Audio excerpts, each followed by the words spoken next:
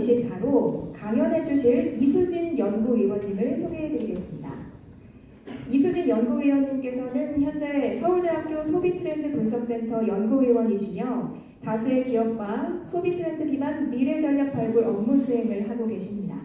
매일경제TV에서 캐스터로 활동하셨고요. KBS 대한민국 길을 묻다, SBS 비즈 트렌드 스페셜 등 다수의 미디어 프로그램에 출연하셨습니다. 이수진 연구위원님을 큰 박수로 모시겠습니다.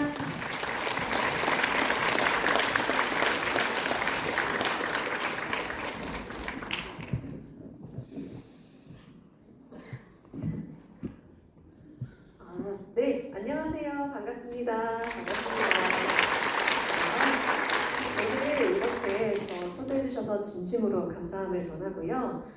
오늘 혹시 트렌드 코리아라는 책을 알고 계시나요? 네, 혹시 올해도 읽으셨나요? 어떤가요? 궁금합니다. 트렌드 코리아 책을 쓰고 있는 이수진이라고 하고요. 소개를 너무 잘 해주셔서 저의 소개는 살짝 넘어가고 바로 저희 강의 진행을 해보도록 하겠습니다. 이 자리에 서 있는 것만으로도 굉장히 저도 설레고 좋은데요. 오늘 트렌드 코리아 2024 책 내용을 좀 설명하기 위해서 여러 가지 제가 좀 함축적으로 말씀을 드릴 건데요. 시작하기 앞서 여기 지금 슬라이드가 잘 보이시나요? 이 슬라이드에 지금 두 마리의 용이 있습니다. 사실 이 두 마리의 용 차이가 굉장히 있는데요. 어떤 차이가 보이세요? 네.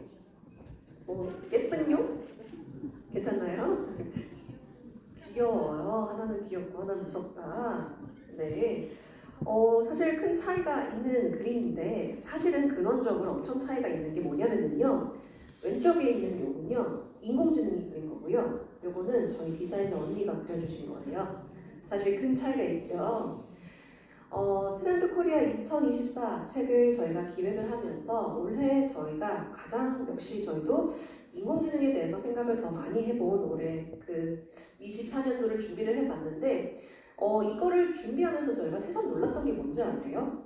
용은요 동양과 서양에 굉장히 큰 차이가 있구나 라는 걸 새삼 알았습니다. 서양에서는 용이요 사실은 굉장히 악당으로 묘사가 돼요. 그래서 반지의 제왕 영화 같은 거 보면은 대개 악당들은 용으로 그려져 있거든요. 그리고 반대로 동양은 아니죠. 굉장히 성스러운 동물이잖아요. 그런데 그래서 여전히 인공지능이 영문 기반으로 되어 있기 때문에 그나마 저희가 용을 그려줘 했는데 엄청 희귀명직한 용을 그려주더라고요. 그래서 저희가 나름 아니야 좀 더 귀엽게 좀 더 이렇게 해서 한 게 그나마 저 형태이라는 거 제가 말씀을 드리면서 이 1년의 과정을 거치면서 저희가 생각했던 게 뭐냐면요. 결국 인간이구나. 마지막 그 터치, 그러니까 아까 말씀 잘해주셨던 것처럼 활용점정, 그 인간의 그 손길로서 용의 마지막 눈을 잘 완성을 하는 것이 우리의 역할이구나. 그게 우리에게 주어진 인공시대의 삶에 부어진 역할이구나 라고 생각을 하면서 드래곤 아이스라고 표현했던 겁니다.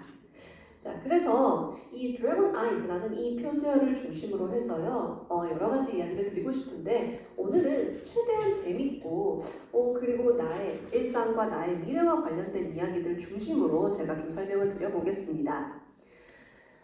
지금 보시면 10대 키워드 글자가 좀 작아서 잘 안 보일 수도 있을 것 같은데요. 제가 설명을 좀 잘 해드리도록 하겠습니다.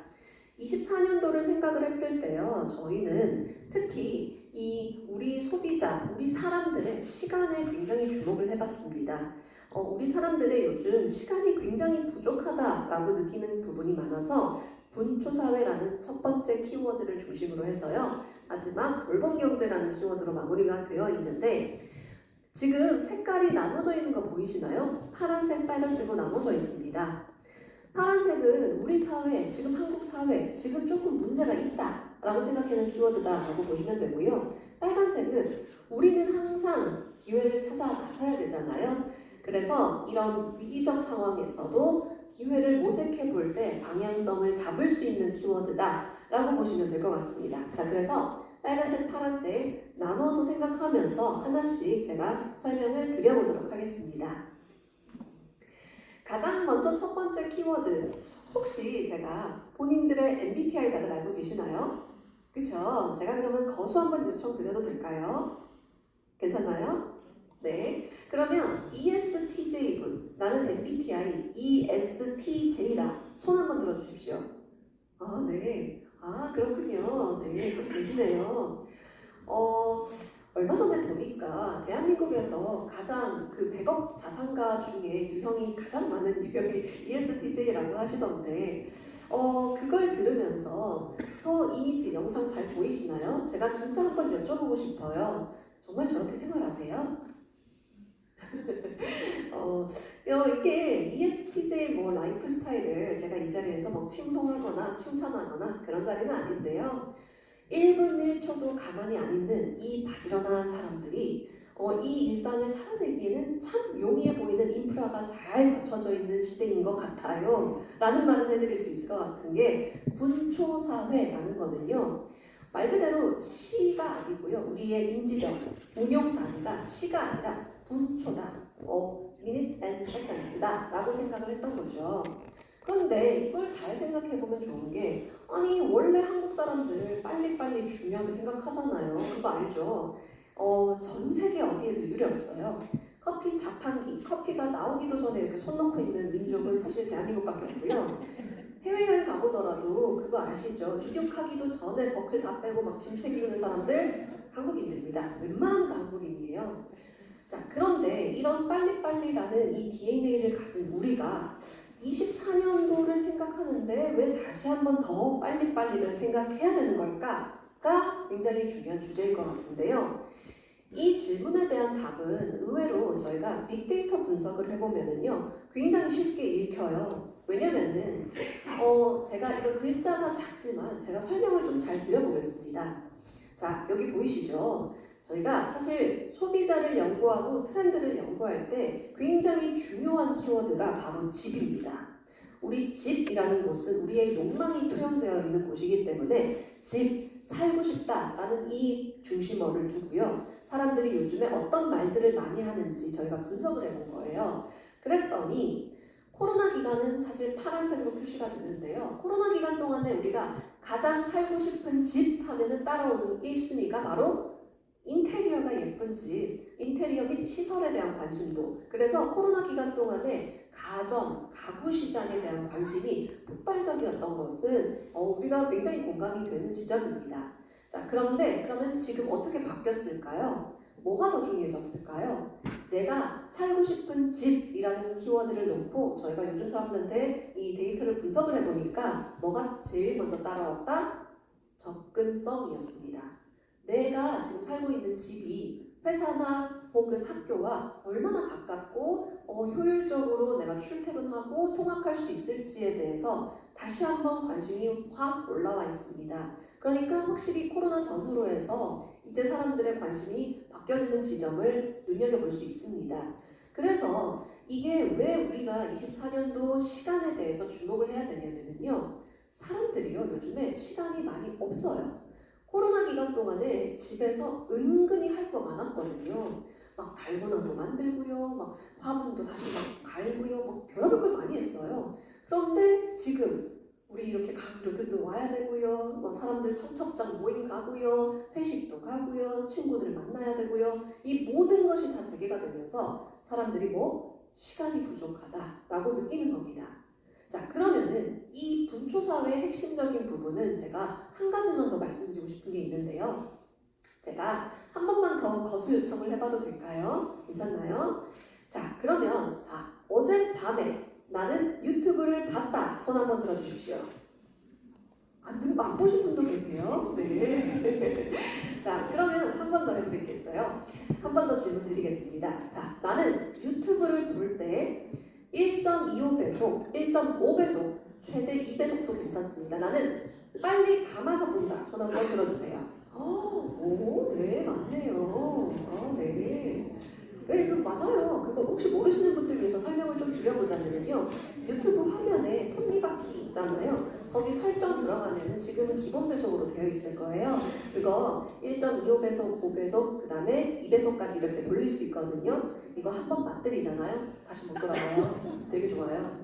그런데 이 1.2배속, 1.5배속으로 보는 사람들이 저희가 실제로 LG U+랑 조사를 해보니까요. 대략 30%는 이미 IPTV를 시청할 때 돌려보고 있었고요. 경험이 있냐라는 저희 설문조사 결과에 거의 40%는 그렇다라고 이야기해줬습니다. 이미 지금 손들어주신 비율을 보니까 굉장히 트렌디하신 분들이 많은 것 같아요.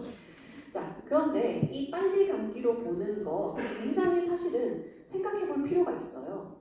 왜 그럴까? 그리고 뭐가 우리한테 영향을 미쳤을까? 자, 첫 번째는요. 이게 굉장히 패러다임 자체가 바뀐 건데 우리 예전에 드라마나 영화를 볼 때 막 어떤 친구가 막 결말 이야기하려고 하면은 야, 스포하지 마. 나 다음 주 볼 거야. 결론 이야기하지 마. 막 귀 막고 막 그랬잖아요.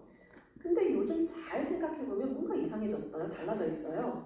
우리 드라마 더 글로리 올해 초에 진짜 인기 많았잖아요. 더 글로리 요약본으로 보신 분들이 좀 많으실 거예요. 근데 이 더 글로리 요약본으로 볼 때 그 요약본 유튜브 영상 선택을 할 때 제목에 꼭 뭐가 있어야 된다? 결말 포함이 있어야 돼요. 이거 굉장히 중요해요. 만약에 이거 1시간 동안 딱 봤는데 자 결론은 OTT로 이렇게 하면은 막 열받는다는 거예요. 사람들이.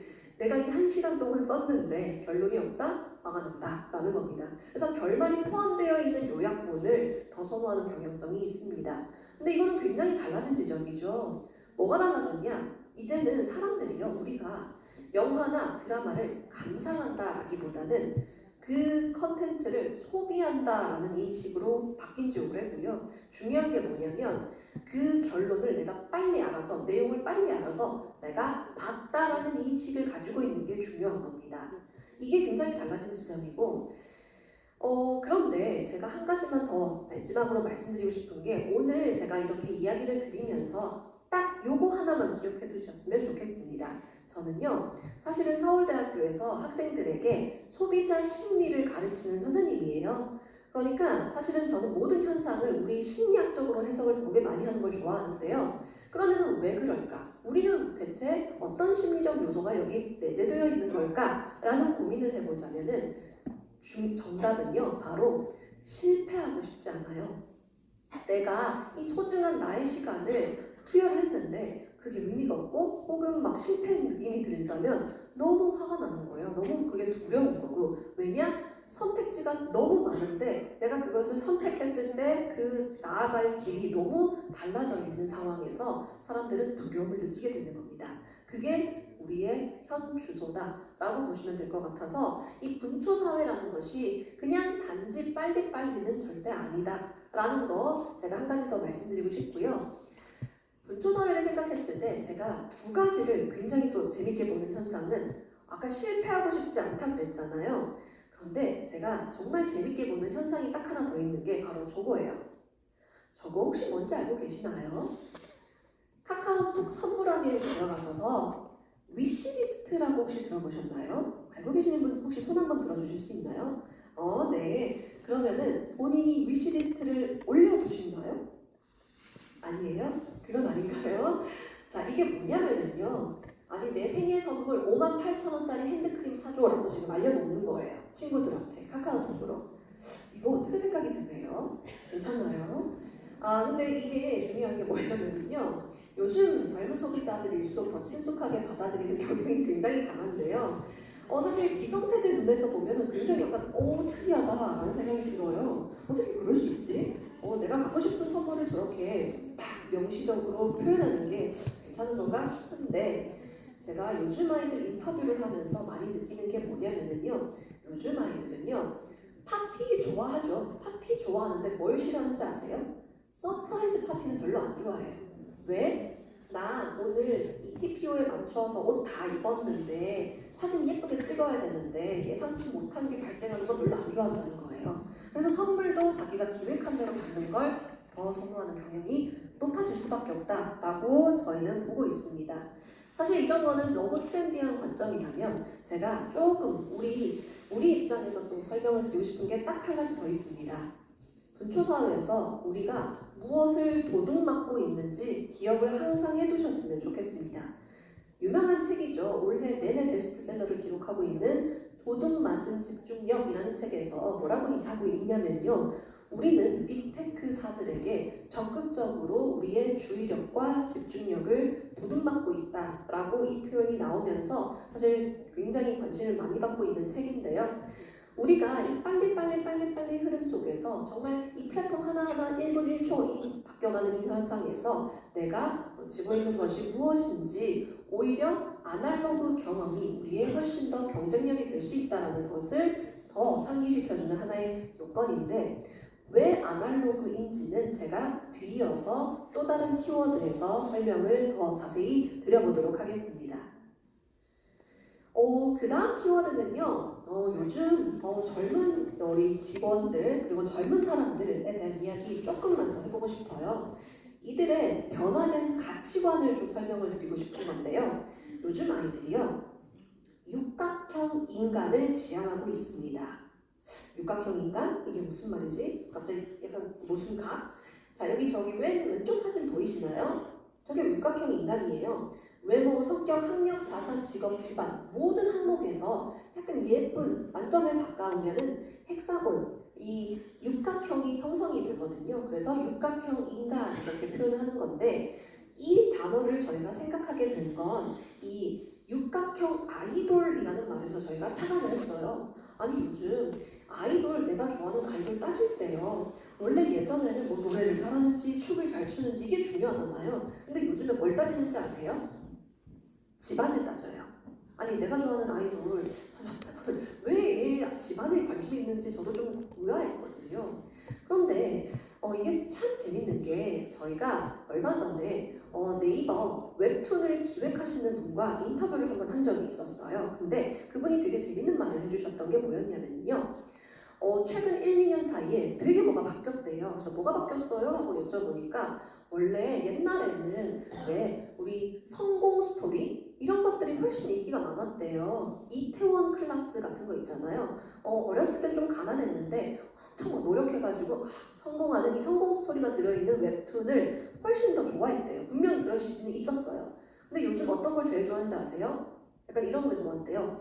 주인공이 밤에 잠을 자다가 눈을 떴어요. 어머, 그런데 우리 아빠가 재벌 2세네? 어머나, 그럼 난 재벌 3세네? 약간 이런 스토리라인이 있는 웹툰을 선호하는 성향이 높아진다는 거예요. 참 재밌다. 그러면서 저희가 착안을 하게 된 건 요즘 아이들이 내가 노력으로 바꿀 수 없는 것을 이미 가진 사람들에 대한 동경이 상당히 높구나 라고 생각하게 된 중요한 배경이 됩니다. 자, 이게 어떤 게 있냐면요. 요즘에 패션 트렌드에서 가장 화두가 되는 단어는 단연 올드머니 룩입니다. 올드머니라는 건 뭐냐면요. 뉴머니에 대치되는 개념으로서 진짜 유서 깊은 집안 대대로 부가 이루어진 다이나미가 이룰 법한 되게 클래식한 룩을 선호하는 성향이 높아지고 있는데 패션계에서는 요즘 저게 굉장히 화두가 되고 있고 이미 가진 사람, 부를 가진 사람들에 대한 동경인 거잖아요. 자, 그런데 이게 아까 분초사회에서 제가 한 가지만 좀 기억해 주셨으면 좋겠습니다 한 게 뭐죠? 요즘 사람들 심리? 실패하고 싶지 않다 였잖아요. 이게 어떻게 여기도 영향을 미치는지 한번 볼까요? 약간 이런 기분이에요. 여기 맨 오른쪽 사진 보면은 이게 참 재밌어요. 예를 들어 신입사원이 이제 일을 열심히 해서 진급을 하고 승진을 하죠. 그러면은 월급이 오르죠. 그러면은 예를 들어서 내가 좋아하는 차 그냥 사면 되잖아요. 근데 요즘 애들은 어떻게 하는지 아세요? 굳이 또 온라인에 글을 올려요. 형, 나 이번에 월급 300만 원으로 올랐는데 나 제네시스 사도 돼? 이런 식으로 글을 올려요. 그러면 형이 뭐라 그러는지 아세요? 아니야, 넌 아직 걸어다녀. 이렇게 보여요? 이게 자기의 소득에 맞춰서 그 실제로 사야 될 그 정답이 있다는 겁니다. 이게 굉장히 큰 특징은 내가 선택하는 것에 대해서 타인의 승인이 필요하다라는 거잖아요. 그래서 이 실패하고 싶지 않고 육각형 인간이라는 것도요. 결국에는 연결되는 지점이 분명히 존재한다라는 겁니다. 그래서 이 육각형 인간이라는 점을 연결해서 보자면은 이 사실은 굉장히 씁쓸한 키워드다라고 저는 생각을 하는 게 되게 마음이 아파요. 사실은 요즘 아이들은 내가 노력으로 사회적 사다리 계층을 바꿀 수 있을 거다라는 기대를 굉장히 못하고 있는 세대다라는 점입니다. 그리고 그게 많이 보이는 이 소비 현상에서 저는 우리의 공감력을 키우고 우리가 앞으로 어떤 방향성에서 사회적 정책과 우리가 타인에 대한 공감을 어떻게 가져야 될지에 대해서 사실은 보여주는 키워드다라고 저는 생각을 해봤습니다. 육각형 인간 좀 기억을 해두시면 좋을 것 같고요. 자, 세 번째 키워드는요. 혹시 자영업을 하시거나 카페를 운영하시거나 식당을 운영하시는 사장님 분들이 계시면은 이거 굉장히 도움이 될 것 같은 키워드예요. 좀 비즈니스와 관련한 키워드인데 요즘에요. 저희가 되게 재밌는 거는 비즈니스 현장에서 뭐가 제일 트렌디한지 아세요? 바로 가격이요. 가격이 왜 트렌드하지? 프라이싱. 가격이 왜 트렌드하지? 라는 생각인데 자, 제일 왼쪽 사진 한번 볼까요? 저게 저희가 얼마 전에 광진구, 서울 광진구에 고래바라는 되게 재밌는 술집에서 저희가 직접 찍어온 사진입니다. 너무 재밌어가지고요. 저게 자세히 보면 뭐냐면요. 숟가락 교체하면 500원을 받겠다는 거예요. 화가 나지 않으세요? 괜찮으세요? 500원 정도 괜찮나요? 저는 저거 보고 아니 내가 숟가락 떨어뜨린 것도 속상한데 사장님 이거 고객들이 별로 안 좋아할 것 같은데요? 괜찮아요? 라고 여쭤봤어요. 그랬더니 저는 아직도 그 사장님의 그 표정이 잊을 수 없습니다. 이렇게 씩 웃으시면서 하는 말이 보니까요 여기가요 되게 재밌는 게 가격 정책이요. 음식 가격과 술 가격이 엄청 저렴해요. 내추럴 와인을 팔고 있는 이 술집이었는데 몇천 원밖에 안 해요. 그러니까 소비자는 고물가 상황에서 지갑을 안 열죠. 그리고 사장님들은 요즘 너무 힘드세요. 이 공급자와 수요자가 이 고물가 상황에서 사실은 둘 다 서로 윈윈 할 수 있는 전략은요. 소비자들이 중요하게 생각하는 가치에 대해서는 가격을 최소화시켜주고 대신에 사장님 입장에서는 인건비나 원자재 가격이 많이 들어가는 영역에서는 일부 소비자들에게 전가를 하면서 이 시기를 견뎌내고 있다라는 겁니다. 그래서 뭐가 트렌디하다? 가격이 트렌디해지고 있다. 이런 지점이 정말 재밌다고 생각했습니다.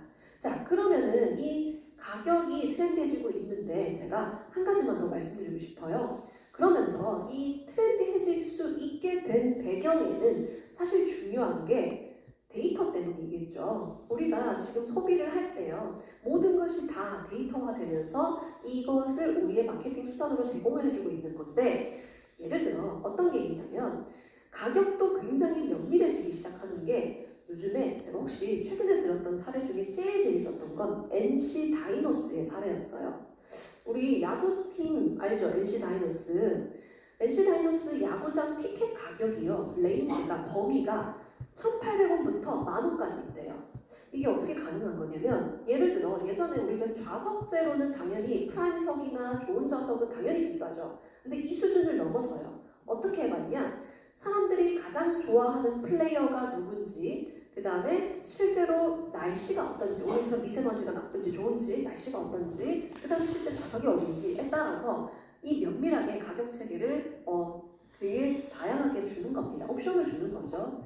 이게 저는 요즘에 특히 데이터 기반으로 굉장히 재밌다고 생각했고 자 그런데 이것뿐만 아니라 저는 스타트업계도 굉장히 재밌게 보는데요. 이거 이미지 지금 보이시나요? 하나, 둘, 셋, 넷, 다섯 번째 저게 요즘에 진짜 유명하고 핫한 어플인데요. 저 어플을 알고 계시는 분 손 한번 들어주십시오. 가슴속 3,000원이라는 어플입니다. 안 계신가요? 이거 아셔야 되는데. 자 그러면은 붕세권이라는 말을 알고 계시는 분 손 한번 들어주십시오. 그렇죠. 네. 붕세권이 얼마나 중요한데요. 이게 뭐냐면요. 붕어빵 역세권이에요. 우리 붕어빵 아저씨들 요즘에 인기 얼마나 많은지 아세요? 그래서 이 아저씨가 언제, 어디에, 얼마 가격에 출몰 하는지 알려주는 어플입니다. 귀엽죠? 가슴속 3,000원이라는 어플인데 이 가슴속 3,000원 어플을 이용하면서 요즘에 관련해서 되게 다양한 어플들도 많아요. 뭐 운전 면허 학원 가격을 알려주는 어플도 있고요. 운전 뿐만 아니라 PT 받을 때 가격도 알려주는 어플도 있고요. 이게 사실 지역마다 그리고 내가 다니는 동네마다 너무 가격이 천차만별인데 이거를 알려주는 어플이 있다. 그리고 그만큼 수요가 있다라는 점도 저는 재밌게 보고 있는 현상입니다. 자, 그런데 이 버라이어티 가격과 관련해서 제가 다양한 걸 말씀드리고 싶지만 오늘은 우리 비즈니스에 대한 관점보다는 우리 소비자이니까요. 소비자 입장에서는 뭐가 좋고 뭐가 나쁠지에 대해서 사실 개인적으로 더 생각해 볼 필요가 있는 게 사실 이 버라이어티 가격이라고 보시면 될 것 같습니다. 자, 그 다음은요. 우리 앉아 계시는 분들이 오늘 좀 힘드실 것 같아서 제가 밸런스 게임 한번 해보고 넘어가도록 하겠습니다. 자, 혹시 밸런스 게임 해보셨나요? 자, 기회는 단 한 번입니다. 잘 선택해 주세요. 1, 2 손만 들어주시면 됩니다. 대신에 제가 가격을 엄청 올려드리겠습니다. 자, 월 300 백수 1번, 2번 월 700 직장인 세후입니다. 자, 1번 손 한번 들어주십시오. 우리 자랑스러운 300 백수들입니다. 네, 아이고, 네, 맞네요. 아니야, 그래도 일해야지, 무슨, 그쵸? 2번 손 한번 들어주십시오. 네. 네, 알겠습니다. 정확하게 한 5대5로 나뉘고 있는데요, 지금. 사실 얼마 전에 제가 한 기업에 강의를 갔는데요. 거기는 전원이 다 백수더라고요. 그래서 참 재밌다라는 생각을 했는데, 사실 제가 앉아 계신 분들의 어떤 라이프 스타일 혹은 가치관이나 워라밸을 얼마나 중요하게 생각하는지 제가 파악하기 위해서 손을 거수를 요청드린 건 아니고요. 제가 하고 싶었던 건 뭐냐면은 우리 앉아 계신 분들 조금 힘드실 것 같아서 도파민을 좀 자극하고 싶었던 겁니다. 도파민. 어디서 많이 들어본 단어죠? 그렇죠? 행복하거나 행복한 상상을 할 때 발현이 되는 신경 전달 물질 도파민입니다. 근데 여기 도파민이라고 적혀 있잖아요. 오타 아니고요. 맞아요. farming 농사를 짓는다. 뭐를? 도파민을. 그래서 도파민이라는 표현을 쓴 건데요. 요즘 사람들이 우리도 그렇고 나도 그렇고 좀 우리 도파민에 되게 중독되어 있지 않을까? 라는 생각을 항상 던져봐야 되는 시기다 라는 것을 알려드리기 위해서 만든 키워드다 라고 보시면 될 것 같은데요. 예를 들어 도파민은요 중요한 기전이 하나 있어요. 그게 뭐죠? 동일한 자극에는 잘 자극이 안 돼요. 반응이 안 돼요. 그래서 중독에 취약하잖아요. 그렇죠? 자, 그런데 이 기전을 굉장히 활용을 잘하는 곳이 굉장히 많은데 혹시 제가 여기도 진짜 제가 직접 다녀왔는데 너무 재밌어서 사진을 찍어왔습니다. 저 혹시 보이시나요? 저기 술집 이름이에요. 오늘 술집 이야기 좀 많이 하는데 술집 사례인데요. 제목이 무근본이에요. 애가 근본이 없어요. 이유가 없어요. 맥락도 없고요. 왜 있는지도 모릅니다. 약간 그런 느낌이거든요. 심지어 어느 정도인지 아세요? 저기 옆에 안주 사진 보이시죠? 저 안주 뭘로 만들어진지도 모르는데요. 이름이 뭐냐면요. 메뉴 이름이 야 이거 뭔데 맛있냐가 메뉴 이름입니다. 귀엽죠? 내가 근본이 없어요. 네, 체계가 없고요. 근데 인기가 진짜 많대요. 그래서 재밌다라는 생각을 하면서 이 사실은 무근본성이라는 것은요. 온라인이나 쇼폼, 틱톡, 릴즈에서는 핵심적 기전입니다. 우리가 생각해보면 요즘에 쇼폼 어르신분들도 많이 보는데요. 이 쇼폼이나 컨텐츠를 쭉 보면은 되게 왜 보는지 모르는데 나도 모르게 보고 있는 경우가 굉장히 많아요. 예를 들어 제가 지금 정말 제 입으로 설명드리기 너무 창피한데요. 설명을 해야 될 것 같아요. 저 하나 둘 셋 네 번째 지금 GIF로 막 사진 돌아가는 거 보이시나요? 그쵸? 저거 뭔지 알고 계시는 분 손 한번 들어주실 수 있나요? 네, 한 분 계시네요. 네. 자녀분이 좀 하시죠. 그쵸? 네. 이게 저게 뭐냐면요. 형형색색 테이프들을 이렇게 막 붙여요. 그냥 공처럼 만들어요. 그러고 난 다음에 저거를 칼로 배를 이렇게 지금 가르고 있는 거예요. 그럼 이렇게 펼쳐지잖아요. 예쁜가 봅니다. 네, 그냥 봐요. 우리도 그냥 한번 볼까요? 왜 하는지 몰라요. 그냥 한대요. 그렇구나 라고 했던 재밌는 사례였는데 사실 이 모든 온라인상의 이 쇼폼 컨텐츠들은 굉장히 무근본성이 강합니다. 그래서 나도 왜 보는지 모르는데 빠져들고 있는 이런 경향성을 굉장히 촉구하고 제가 지금 저 오른쪽에 있는 게 설명을 드릴까 말까 고민을 하고 있는데요. 이제 식사를 하신 지 시간이 꽤 됐으니까 그냥 편안하게 말씀을 드릴게요. 어떤 거냐면요. 저게요. 치석 제거하는 영상이고요. 저 위에는 뾰루지를 제거하는 영상입니다. 저런 혹시 보신 적 있나요? 유튜브 쇼폼에서 이게 그 애니메이션 영상이어서 제가 일부러 좀 덜 혐오감을 드리고 있는 건데 실제 영상도 많고요. 저걸 왜 하는지 모르지만 그냥 봐요. 그냥 빠져들고 있는 겁니다. 그래서 이 아까 그 육각형 인간이랑 지금 이 도파민이랑 사실 연결을 잘 생각해 볼 필요가 있는 게 뭐냐면요. 도파민은 결국 내가 어떤 걸 굉장히 추구해서 막 얻었을 때 제일 발현이 된다면 내가 노력으로 바꿀 수 없는 것을 가진 사람, 선망이 가진 사람들이 되게 수동적으로 사실은 나의 도파민을 충족하고 있는 수단이 충분히 마련되어 있는 것도 사실 같이 잘 생각해 볼 필요가 있어서 제가 도파민이라는 키워드도 조금 강조를 해봅니다. 자, 그 다음은요. 사실은 제가 제일 중요하다고 생각하는 키워드인데요.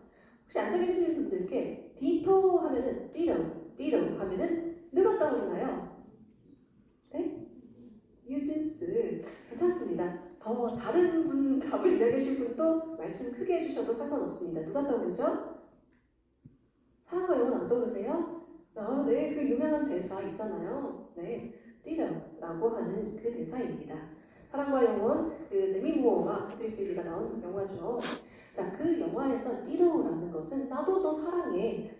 뉴진스도 이 노래가 결국 나도 너 좋아해 라는 거거든요. 그래서 디토라는 것은 결국엔 이하동분이라는 뜻인데, 그럼 디토 소비라는 건 뭘까? 나는 너가 소비하는 것은 정말 묻고 따지지도 않고 따라살게. 그게 디토 소비 행태입니다. 자, 이 디토 소비를 저희가 생각하게 된 중요한 연구가 원래 있었는데요. 저희가 사실 얼마 전에 홈쇼핑 기업들이랑 연구를 정말 많이 했어요. 그런데 홈쇼핑들도 요즘 많이 어렵거든요. 사람들이 TV를 보는 게 많이 낮아지면서. 그런데 어떻게 하면 모바일 그 쇼핑으로 넘어갈 수 있을까에 대한 고민을 하다가 저희를 찾아와서 같이 연구를 해봤는데 이 과정에서 저희가 주부님들을 모집을 해서요 인터뷰를 해요. 저희가 한 40분을 모아서 한 30대부터 50대까지 주부님들을 고루 전국에서 모셔서 인터뷰를 했습니다. 자, 그런데 저희가 오시기 전에 사전 과제를, 사전 숙제를 하나씩 꼭 드렸어요. 뭘 요청을 했냐면 지금 핸드폰 안에 모바일 쇼핑과 관련된 어플의 개수를 다 세서 와주십시오 라고 저희가 사전 과제를 드렸거든요. 그래서 와서 저희가 깜짝 놀랐어요. 이분들이 평균 핸드폰에 어플, 쇼핑과 관련된 어플이 몇 개 깔려 있었게요? 몇 개요? 5개요? 네? 크게 말씀드리면 괜찮습니다. 네? 10개요? 네, 좋습니다. 10개라고 해주신 분이 들려가지고 이게 좌석이 조금 뒤에 있어서 제가 잘 안 들리는 편이 있는데 평균이 몇 개 있었냐면요. 놀라지 마십시오. 평균 30개에서 50개가 깔려 있었어요. 근데 이거 진짜예요. 지금 한번 좀 세보세요. 되게 많이 깔려 있어요. 의외로 되게 많아요. 보면 쿠팡, 마켓컬리, 당근, 홈쇼핑, 뭐 SSG, 뭐 오늘의 집, 무신사, 에이블리, 정말 알리, 올웨이스팜 제가 지금 셀 수 없이 많은데 이게 나도 생각해보면은 정말 많을 수 있다는 거 한번 깨달을 텐데요. 자, 그러면은 약간 이상한 지점이 발생해요. 뭐냐면은 예를 들어 제가 노트북을 사고 싶어요. 만약에 제가 노트북을 사고 싶으면 옛날에는 네이버나 아니면은 뭐 G마켓이나 실버인가 막 이런 데 가서 제가 열심히 검색을 하죠. 노트북 이렇게 해서 검색해서 최저가 쭉 보고 그래 이거 괜찮네 라고 해서 이렇게 구매를 했다면 요즘은요 어떻게 하냐면요 친구가 야 지금 그거 10% 쿠폰 좀 빨리 깔아 이게요. 그러면은 그래? 그래 깔자 이게 더 역설이 발생합니다. 우리 세상은 갈수록 디지털화가 되고 있는데요. 입소문이 더 중요해지고 있는 게 역설이 하나 발생한다라는 지점에서 사실 스마트폰에 어플이 30개, 50개 깔려 있으면요. 이게 더 중요해지거든요. 내가 하나의 단일되어 있는 포털 사이트에 가기보다는 실제로 다른 사람이 추천해주는 제품을 따라 추종하는 경향이 되게 높아진다라는 겁니다. 자, 그러면은 이 디토 소비와 관련해서는 제가 2가지만 마지막으로 말씀드리고 싶어요. 첫 번째는요, 전문성이에요. 무슨 전문성? 이게 누구를 추종하느냐에 대한 질문에서 전문가를 굉장히 따르고 싶어 하는 건데 이게 전문가라는 것이요. 예를 들어 저처럼 열심히 공부해가지고 어떤 공식 기관에서 인증을 받는 이런 전문가가 아니고요. 약간 이런 거예요. 올리브 영에서 2년간 아르바이트한 알바생이 추천하는 뷰티템. 이게 전문가예요. 우리 소비자 입장에서는. 그래서 내가 판단했을 때 이 사람은 이 영역에서는 전문가야 라고 스스로 판단이 되면 이 사람은 전문가라는 겁니다. 자, 그러면은 여기서 중요한 게 하나 있습니다. 오늘 앉아 계시는 분들께 정말 도움이 많이 될 것 같은데요. 저는 이런 사회가 계속 진일보될수록 개인들에게, 특히 삶의 경험이 풍부한 사람들에게는 굉장히 기회가 많을 것 같아요. 조금 극단적으로 표현하자면 베이비부머 세대들, 우리가 삶의 경험이 풍부한 사람들일수록 오히려 기회가 많을 수도 있다는 생각을 해보고 있는 게, 최근에 저도 개인적으로 정말 열심히 팔로우하는 유튜버가 한 분이 있거든요. 그분이 펄이지엔이라는 이름을 가지신 분인데요. 이분이 그랜 유튜버세요. 할머니 분이세요. 근데 제가 그분이 추천하는 생활용품들 있잖아요. 그거 몇 번 따라서 봤는데 기가 막히더라고요. 와, 근데 이게 굉장히 합리적인 게 사실 그분은 몇십 년간 이제 살림을 해오셨잖아요. 저는 이제 살림을 하는 꼬꼬마인데, 그러니까 이분의 노하우를 저는 있는 그대로 다 수용하게 되는 거거든요. 그래서 이게 디토소비라는 것은요, 어떤 전문가의 어떤 영역이라기보다는 내가 그 영역에서 저는 전문가야라고 판단하면은 따라갈 경향이 가지고 있다. 그래서 오히려 삶의 경험이 풍부한 사람일수록 더 기회가 많을 수 있다. 그리고 이게 또 무슨 뜻이냐면은 한 가지만 더 첨언을 드리자면요. 지금 본인이 하고 계시는 일을요. 잘 추적해두고 다 축적해 두셔야 돼요. 그래야 전문가로 인정을 받을 수 있습니다. 나는 이런 영역에서 이렇게 일을 해왔어. 그래서 나는 이 영역의 전문가야 라는 것을 이제 앞으로 우리는 나의 은퇴 후 삶을 설계하실 때도요. 이런 점 항상 기억하면 좋을 것 같다까지 제가 조금 더 첨언을 드려봅니다. 자, 디토 소비 한 가지 제가 전문성 이야기했는데요. 한 가지 더 말씀드릴게요. 중요한 게 있어요. 진정성입니다. 사실 진정성 하면은 너무 진부한 이야기가 될 것 같은데 제가 하나도 안 진부하게 말씀드려볼까요?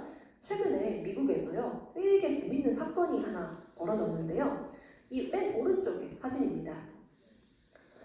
미국에서는요. 맥주 시장이 굉장히 보수적이에요. 오늘 되게 술 이야기가 많네요. 죄송합니다. 맥주 시장이요. 굉장히 보수적인 게 20년간 브랜드 마켓시어, 그러니까 1등 점유율을 계속 차지해온 브랜드가 하나 있어요. 바로 버드라이트라는 브랜드인데요. 그러니까 버드와이저의 라이트한 버전의 술이에요. 그러니까 미국 사람들한테 야 맥주 마시자 하면은 버드라이트라고 생각이 될 정도로 사실 국민 아이템 맥주거든요. 자, 그런데 이 버드라이트가 하루는 저기 위에 있는 여성분 이미지 보이세요? 저분이 인플루언서예요. 그래서 그래? 그러면 우리도 저 사람한테 광고 한번 요청해보자 라고 해서 광고를 붙였대요. 그래서 좋다 라고 했는데 결과가 지금 오른쪽 보이는 저 난리가 났습니다. 지금 총으로 난사당하고 있어요. 미국이니까 저게 또 가능하죠. 저분도 사실 유명하신 분인데요. 키드락이라는 사람인데요. 저분이 화가 났어요. 왜 화가 났느냐? 저의 생각은 아니고요. 이 사람의 생각인데 자기는 알고 보니까 저 여성분이 트랜스젠더였던 거예요. 그래서 사실 맥주는 남성이 마셔야 되는 약간 이런 건데 저거를 트랜스젠더가 광고를 해? 화가 난다 라고 해서 진짜 화가 나서 저렇게 영상을 찍어 올린 거거든요. 그래서 그냥 저 사람만 화가 났구나 였으면 참 좋았을 텐데 아닙니다. 정말 거세게 역풍을 맞아서 이번에 20년간 유지해오던 그 아성의 1위 시장을 모델로라는 다른 브랜드에게 내주게 되었습니다. 사실 미국은요, 요즘에 사회, 정치, 그리고 이런 문화적인 요건들이 너무 혼란스러워서 저런 것들이 다 섞여서 나타난 사회적 현상인데요. 사실 저는 소비자를 관찰하는 사람으로서 저것은 뭐가 굉장히 중요하다라고 저는 판단을 했냐면 우리 브랜드가 가지고 있는 철학과 의미랑 이 모델이 가지고 있는 철학과 의미가 정확하게 일치하고 그것이 사람들에게 합리적으로 이해가 될 때야 사실은 이게 진정성으로 다가갈 수 있겠구나 라는 생각까지 해보면서 이 디토 소비에 대한 이야기를 드렸고요. 어쩔 수 없이 오늘은 좀 대중 강의다 보니까 제가 한 가지만 더 말씀을 드려볼게요. 혹시 자영업을 하시거나 계획을 하시거나 혹은 나의 은퇴 후에 나의 어떤 삶을 기획하시는 분께 제가 한 가지만 더 말씀드려보고 싶은 건 아까 제가 뭐라고 그랬죠? 어플이 30개에서 50개 깔려 있어요. 그럼 뭐가 중요하냐면요. 시그니처가 중요해요. 그러니까 야 너 그 카페는 그거야. 이게 필요하다라는 겁니다. 이게 소비자들의 머릿속에 인지되어야 사실 그게 접근성이 생긴다라는 거 끊임없이 중요하게 제가 상기 드리면서 시그니처 상품에 대해서 생각해 줄 필요가 있다까지 말씀을 드려보도록 하겠습니다.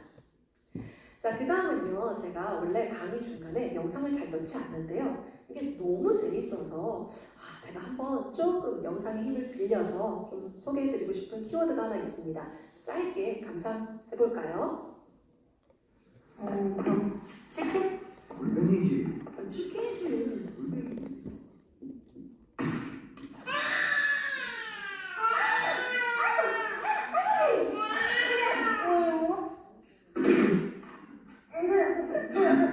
행복해요. 죽을 만큼. 아이 낳으면 어른 된다고 누가 그래요? 여보! 여보! 나 이거 좀 도와봐. 그걸 자기가 왜 먹어? 빵.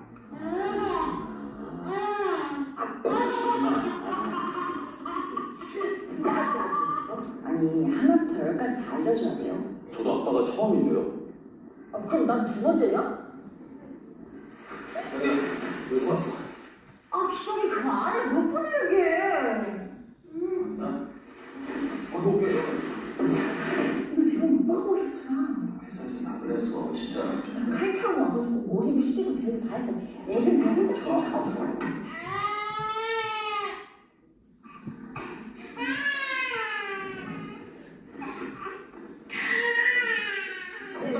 괜찮아. 뭐 어때? 이게 근데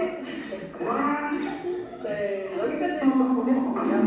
너무 재밌죠? 그렇죠? 혹시 보셨나요? 이 영상? 네, 조회수가 무려 3,594만 회. 와, 엄청난 조회수를 기록하고 있는데요. 사실 이게 브랜디드 컨텐츠라고 합니다. 그러니까 사실은 광고인데요. 저는 사실 이 회사와 전혀 아무런 관련이 없습니다. 그런데 그냥 이게 너무 재밌게 연기도 잘해서 제가 좀 가져보고 싶었던 영상입니다. 근데 저걸 보면서 제가 딱 한 가지 든 생각이 뭔지 아세요? 아니 어떻게 애기도 저렇게 연기를 잘하지? 라는 생각을 하게 된 되게 재밌는 영상인데요.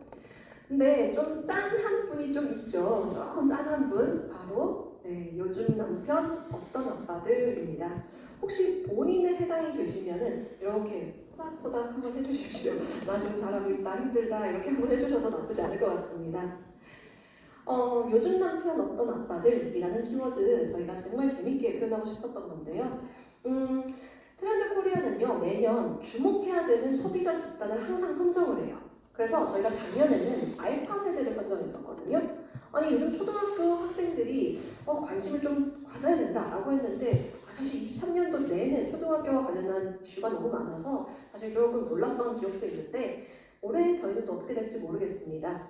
밀레니얼, 기혼 남성들에 대해서 저희가 주목을 하고 있는데 사실 이 집단 소비자들을 연구하기 위해서 저희가 또 인터뷰도 굉장히 많이 했어요. 그래서 그 인터뷰 과정에 제가 다른 것들을 다 차치하고서도 이 말이 너무 재밌어서 제가 한번 소개해드리고 빠르게 넘어가도록 하겠습니다. 바로 저게 삶의 모토래요. 항상 기억해야 된대요. 뭐라고?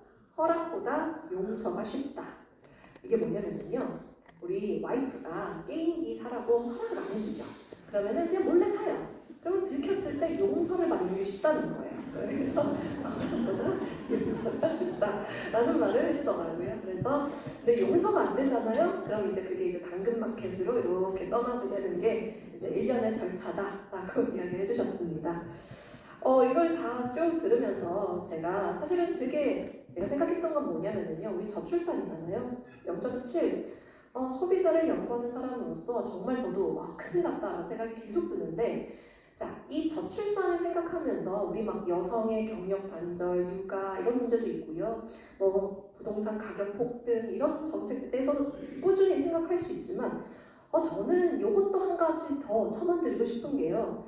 남성분들도요, 결혼할 결심이 너무 어려워요. 이분들도 내가 결혼하기까지 뭐 내가 포기해야 되고 내가 보내야 될 것들이 너무 많다라고 생각하시는 분들이 정말 많습니다. 그래서 이 저출산의 문제를 접근할 때 우리가 약간 인류의 반을 좀 빼놓고 생각해왔던 거 아닐까라는 저의 개인적인 어떤 사담까지 더해보면서 오준 남편 없던 아빠 좀 마무리 드려보도록 하겠습니다. 자, 그 다음 키워드는요, 조금 비즈니스 키워드여서 제가 좀 짧게 설명을 드리고 싶은데요. 아까 우리 육각형 인간 기억하시죠? 20대 분들, 30대 분들, 조금 되게 노력을 해도 바꾸기 어렵다라는 생각을 하고 있는데, 그렇다고 도전을 안 하느냐? 아니에요. 도전을 안 하는 건 아닙니다. 도전을 해요. 단, 도전이 어때야 된다? 실패 확률이 낮아야 된다. 성공 확률이 높은 곳에 도전하고 싶어하는 성향이 강해집니다. 그래서 모든 일련의 개인도 마찬가지고요. 기업도 마찬가지지만 굉장히 프로젝트가 스핀오프적 성향이 강해지고 있다라고 표현하고 싶은 건데요. 스핀오프라는 건 무슨 뜻이냐면요. 혹시 마블 영화 알고 계시죠? 스파이더맨, 어벤져스, 아이언맨 이런 영화들 이게 굉장히 스핀오프를 잘하는 게 뭐냐면은 원작이 있죠. 그러니까 아이언맨이 어떻게 죽었고 어떻게 살았는지에 대해서 이 원작을 중심으로 해서 계속 외점을 주는 것을 스핀오프라고 하잖아요. 근데 이 스핀오프가 출시되는 이유는 결국 딱 그거죠. 원래 성공했던 그 원작을 성공을 했으니까 그 이후 나올 수 있는 그 외전들도 성공 확률이 높겠죠. 관심도가 높으니까. 그래서 이걸 스핀오프라고 하는 건데 개인도 마찬가지고요. 기업도 요즘에 이런 스핀오프 하고 싶어하는 이런 성향이 높아지고 있다라고 말씀드리고 싶습니다. 제가 딱 한 가지 사례만 말씀을 드리고 싶은데요. 좀 기업의 사례이긴 하지만 저는 의미하는 바는 굉장히 크다라고 생각을 하는 게 저희가 사실 저는 눈여겨보고 있던 기업이 하나 있었어요. 바로 대교라는 기업인데요. 대교가 사실 이제 눈높이라는 서비스를 전통적으로 오래 해온 방문 학습지 서비스를 해온 기업입니다. 코로나 기간 동안에 여행사, 항공사 그리고 대표적으로 어려웠던 영역이 바로 교육 영역이었어요. 왜냐? 대면을 하기 어려웠으니까. 그래서 선생님들이 직접 방문하기 어려우면서 매출이 정말 많이 떨어졌었거든요. 자, 그런데 내부적인 그 상황도 발생이 하면서 특히 대교가 영업이익이 많이 떨어지는 시기를 보내고 있었어요. 자, 그런데 저희와 같이 이제 연구를 해보죠. 자, 대교가 가진 장점이 뭘까? 대교가 가진 자산이 뭘까를 앉아서 고민을 해봅니다. 자, 그랬더니 세 가지가 되게 중요하더라고요. 첫 번째, 대교는요, 전국에 센터가 있다. 그거 굉장히 큰 자산이고요. 두 번째, 그 센터 안에 전국에 선생님이 있다. 이것도 중요하고요. 세 번째, 교육 컨텐츠가 있다. 요 세 가지가 핵심적으로 저희가 생각해온 대교가 가진 정말 자산이구나 라고 보고, 자, 그럼 이거를 좀 활용할 수 있는 방법이 없을까 고민하면서 대상을 바꾸죠. 누구로? 네, 고령층으로 바꿉니다. 그래서 새로 출시한 프로젝트가 대교 UIF라는 프로젝트예요. 그러니까 원래 가지고 있는 센터를 뭐 요양원으로 바꾼다든지 요양사를 선생님들을 요양사로 바꾼다든지 컨텐츠도요 아동의 학습이 아니라 실제로 고령층의 인지 역량 개발이라든지 치매 예방이라든지 이런 식으로 활용할 수 있는 여지가 굉장히 많더라고요. 그래서 이게 대표적으로 스핀오프한 이번에 최근에 저희가 본 사례라고 생각을 해봤습니다. 그래서 이게 제가 지금은 좀 비즈니스 이야기, 만약에 제가 기업 강의를 하잖아요. 그러면 이것과 관련해서 정말 끊임없이 이야기를 더 드릴 수 있지만 오늘은 그런 자리가 아니어서 특히 개인에 대한 얘기를 좀 해드리고 싶은데요. 요즘에요. 개인들도 사이드 프로젝트를 많이 합니다. 사이드 프로젝트란 N자, 부업과는 조금 다른 개념인데요. 부업은요, 결국 이거잖아요. 내가 가지고 있는 원래 직업을 가지고 있더라도 예를 들어서 밤에 조금 추가적인 돈을 벌기 위해서 대리운전을 한다든지 식당을 운영하든지 전혀 다른 영역에 또 도전해보는 것을 부업이라고 친다면요. 요즘은요, 일반 개인들이 사이드 프로젝트를 많이 하는데 사이드라는 건 바로 옆에 있는 거잖아요. 그러니까 내가 만약에 저는 만약에 마케터예요. 내가 마케터면은 식품 영역에서 마케터면은 밤에는 조금 온라인상의 마케터로 변신을 해서 조금 또 추가적인 일을 해볼 수 있는 것. 그러니까 실패 가능성을 낮추는 거죠. 내가 할 수 있는 역량을 더 극단화시키면서 나의 커리어를 이어나갈 수 있게끔 만들어주는 걸 사이드 프로젝트 개인들도 같이 연결을 하고 있다까지 말씀드리면서 스피노프 프로젝트 제가 여기서 마무리 드리고요. 사실 이 이야기를 바로 이 자리에 와 있다라고 해도 과언이 아닐 것 같습니다. 제일 중요한 키워드가 될 텐데요. 오늘 부천시에 와서 제가 말씀드릴 수 있는 핵심적인 부분입니다. 리퀴드 폴리탄이라는 것은요, 리퀴드, 액체라는 거죠. 폴리탄이라는 건 도시라는 뜻입니다. 이번에 저희가 설문조사를 정말 대대적으로 했는데요, 전국적으로. 요즘 사람들한테 던져보니까 타 지역, 타인에 대해서, 타 향에 대해서 어떻게 생각하세요? 라고 하면은 예전 대비 정말 심리적 장벽이 많이 느슨해져 있구나 라고 저희가 많이 판단을 하고 있습니다. 그래서 리퀴드 폴리탄 이렇게 표현을 한 거거든요. 액체로서 유동화되어 있다라는 점입니다. 자, 그런데 이거는 그러면서 투 트랙으로 연결이 되는 게 예를 들어 지역에 계신 분들도요, 서울에 대한 인지가 굉장히 유연하고요, 서울에 계신 분들도 지역에 대한 인지가 굉장히 편안해지신 것 같아요. 예를 들어 저는 이게 직접적인 사례는 아닌데요, 너무 재밌어서 제가 한번 가져온 게 있는데요. 이거 보이시나요? 두 번째 이미지. 이게 뭐냐면요, 부산 영도의 도시재생 프로젝트 이름입니다. 프로젝트 도시재생 프로젝트인데 이름이 RTBP Alliance라고 적혀있죠. 되게 뭐 있어 보이지 않아요? 근데 뜻은 뭔지 아세요? 돌아와요 부산항해입니다. 그래서 Return to 부산 포트예요. 돌아와요 부산항해입니다. 그렇죠? 그래서 Alliance라는 것은 이제 연합이라는 뜻이니까 돌아와요 부산항해를 위해서 뭉친 사람들이라는 거잖아요. 이게 이렇게 네이밍이 중요해요. 아니 돌아와요 부산항해라기보다는 RTBP Alliance 막 이렇게 하니까 되게 뭐 있어 보이는데 저기 되게 세련돼 보인다 라고 한 사례인 것 같아서, 물론 영어라서 조금 더 그렇지만은 그래도 좀 우리가 네이밍이 참 중요하다라는 거 알려드리고 싶어서 가져온 사례였습니다. 자, 그런데 제가 또 한 가지 더 말씀드리고 싶은 게 있어요. 바로 저기 왼쪽에 있는 첫 번째 사진 볼까요? 제가 직접 또 다녀온 곳인데요. 혹시 외관읍이 어디에 있는지 아시는 분 계실까요? 네, 맞아요. 칠곡에 있어요. 네. 혹시 저기 다녀오셨나요? 사실 좀 시골이죠. 외관읍. 경북 칠곡에 있는 외관읍에 저기 되게 유명한 수제버거집이 있어요. 이름도 재밌어요. 무무흐스입니다. 미음시읒입니다. 이 무무흐스에 가면서 제가 되게 재밌고 재밌는 인사이트를 저는 많이 받아왔는데요. 뭘 제가 인상 깊게 받아왔냐면 사실 리퀴드폴리탄의 시대라는 것은 우리 사람들의 인지적 단위가 지역과 혹은 조금 더 유연화되고 있는 도시적 상황이 유연화되고 있다는 건데, 그래서 우리가 뭐 정주 인구라고 하죠. 주민등록상에 이 도시에 얼마나 많은 사람들이 지금 있는지 당연히 중요합니다. 파악하는 거.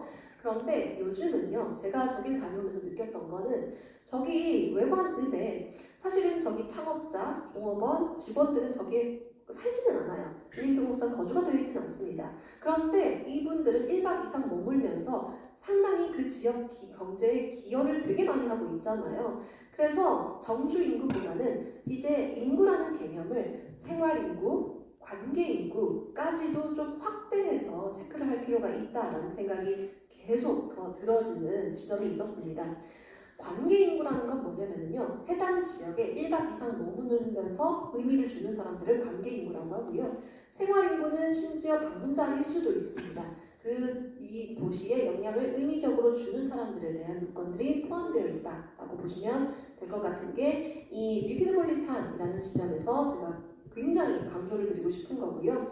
우리 특히 지역에 대한 고민을 많이 해야 되는 우리 입장에서는 저는 도움이 될 것 같아서 설명을 드려봤습니다. 자, 그런데 여기까지 그냥 들으면 그냥 저거는 그냥 식당인데 이렇게 생각하실 텐데요. 자, 그런데 중요한 게 하나 더 있어요. 우리 도시에 대한, 지역에 대한 인지는 조금씩 떨어지고 있다는 것은 맞거든요. 그러니까 유연해지고 있다는 건 크게 상관하지 않는다는 거잖아요. 그래서 구분을 명확하게 하지 않는다. 예를 들어 이게 예를 들어서 서울이나 부산 이렇게 생각하기보다는 요즘에 대신에 엄청 뜨고 있는 개념이 하나 있어요. 뭐가 뜨고 있는지 아세요? 트렌드를 관찰하는 사람 모습이 뜨고 있는 건 바로 동네예요. 동네가 뜨고 있다. 이거 참 재밌다라고 생각하는 건데 예를 들어 어디 출신이세요? 어디에서 나셨어요? 라고 하면 부산 사람이요 이렇게 안 하고요. 센텀시티 사람 이렇게 표현하는 사람들이 조금 더 약간 더 많아지고 있는 건데 이게 제가 이렇게 생각하게 된 거는요. 사실 저 연구 결과가 너무 재밌어서 좀 가져와 봤습니다.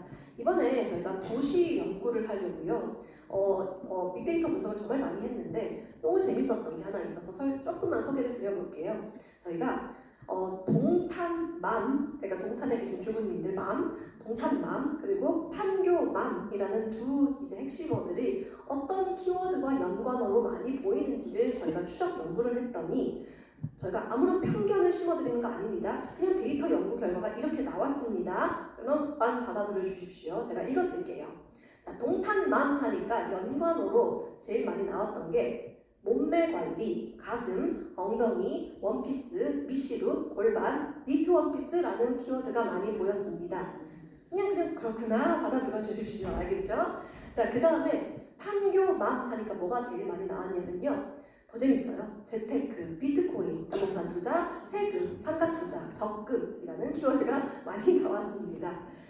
분위기가 많이 다르죠. 진짜 많이 다르죠. 우리가 신도시라고 했는데 사실은요 그렇지 않아요. 이 두 영역은요 제가 어떤 특정 영역에 관심이 어디에 있는지보다는 다르다라는 점에 굉장히 주목해야 되고 그러다 보니까 이 두 도시가 아닌 이 동네에서는 사실은 내가 생각하는 나의 정체성, 나의 개성, 나의 이 아이덴티티는 굉장히 미세해지고 있고 그것이 동네 기준으로 되게 사람들이 뭉치고 있다. 라는 거를 정말 소개해드리고 싶은 개념입니다. 도시와 관련해서 특히 기억을 해두시면 좋을 것 같은 두 번째 인사이트 여기에 있었다라고 보셔도 과언이 아닐 것 같습니다. 자, 그 다음 2개 정도 남아있는데요. 자, 그 중에 하나입니다. 바로 돌봄 경제입니다. 제가 이거 다른 거 다 말씀드리기보다는 한 가지만 딱 말씀드리고 넘어가고 싶은 건데요. 제가요 굉장히 좋아하는 학자가 한 분이 있습니다. 엘빈 토플러라는 분을 혹시 알고 계시나요? 제3의 물결, 부의 미래라는 책을 쓴 미래학자인데요. 와, 정말 제가 약간 저도 길을 잃을 때 이게 맞나, 제가 잘 공부하고 있나 라는 생각이 들 때 제가 항상 바이블처럼 꼭 챙겨보는 책인데요. 근데 이 책에서 보면은 되게 재밌는 게 와, 진짜 천재는 천재다 라고 생각했던 게 어떻게 30년 뒤를 이렇게 예측을 잘했지? 라는 부분에서 제가 감탄을 했던 건 뭐였냐면은 이분이 이렇게 이야기해요. 미래의 부는 어디서 올 거다? 돌봄에서 올 거다 라고 이야기를 합니다. 물론 직접 이렇게 표현하진 않았는데요. 뭐라고 하냐면은 당신이 만약에 회사의 대표다? 그러면 당신은 당신의 직원의 부모에게 감사해야 된다. 당신의 직원의 부모가 당신의 직원을 잘 돌봐줬기 때문에 당신이 지금 직원들의 배변 훈련을 하지 않아도 되는 이유다 라고 진짜 그 원문 제가 그대로 읽어온 건데요. 이게 우리는 지금 너무 당연하지만 사실은 하나도 안 당연한 거 저거 왼쪽 사진에서도 의미하는 바가 굉장히 큰 게 보이시나요? 우리 한국 선수들 정말 활약을 많이 하고 있는 LPGA 골퍼 선수들이죠. 여성분이잖아요. 근데 여기가 제일 잘 되어 있는 게 뭔지 아세요? 유치원이랑 어린이집이에요. 정말 철저하게 따라붙습니다.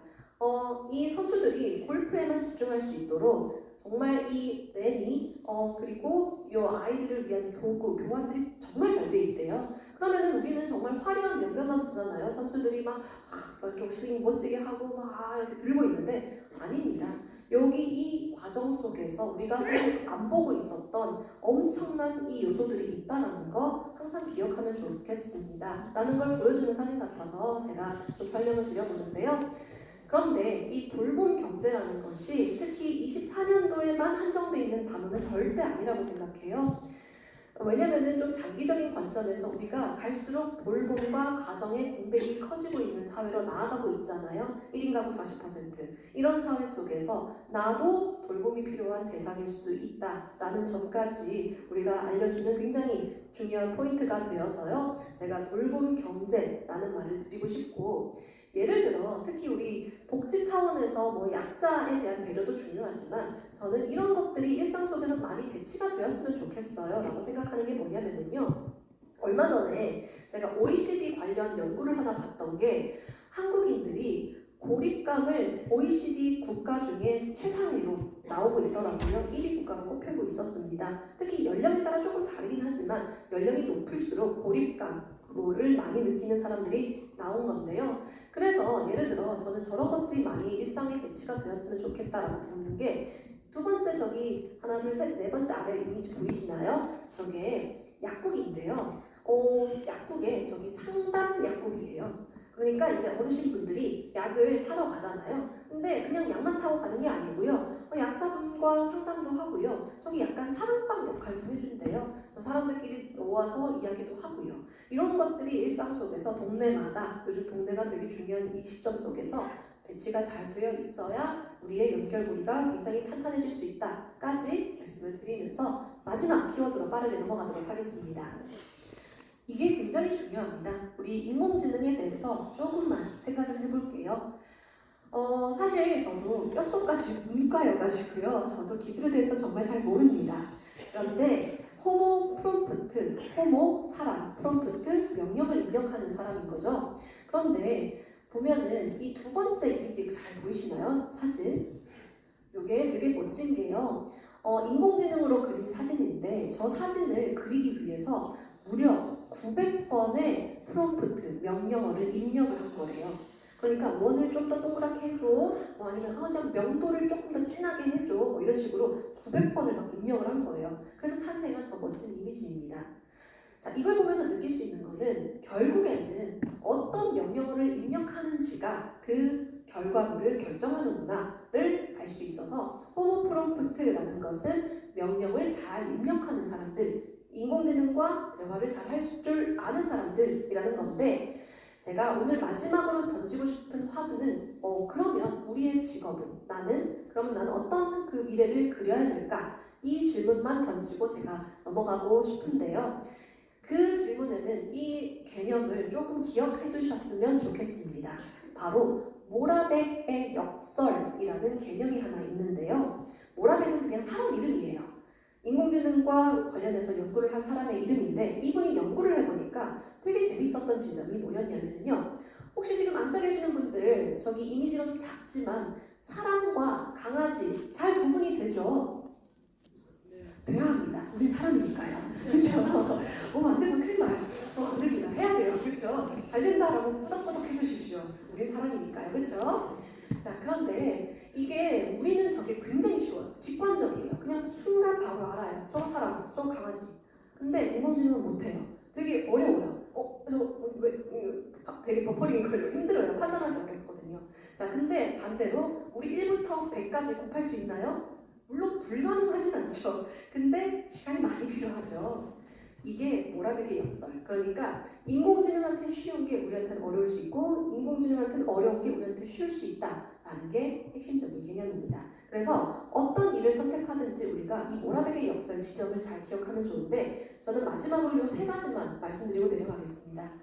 호모 프롬프트 시대는요. 세 가지가 중요할 거예요.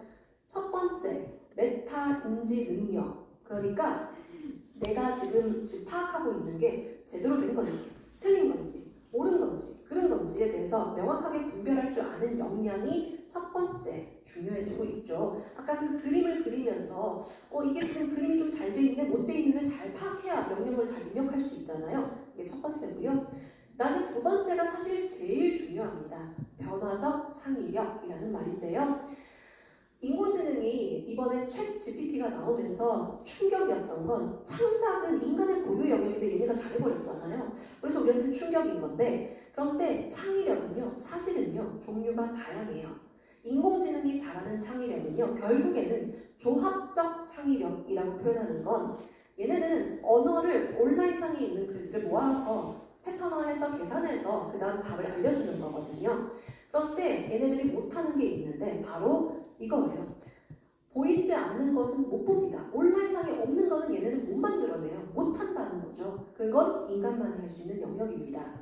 예를 들어 제가 한 가지만 마지막으로 첨언을 드리고 싶은 게 얼마 전에 저희가 번역 시장과 관련해서 저는 연구를 많이 했는데 번역가 분들이 좀 많이 힘드세요. 챗 GPT 등장 이후로 많이 힘드실 겁니다. 자, 그런데 이 번역 시장을 잘 보면은 어떤 분들이 힘드냐면요. AI 수준에서 아웃풋, 결과물을 낼 줄 아는 사람은 좀 빠르게 대체될 가능성이 매우 높습니다.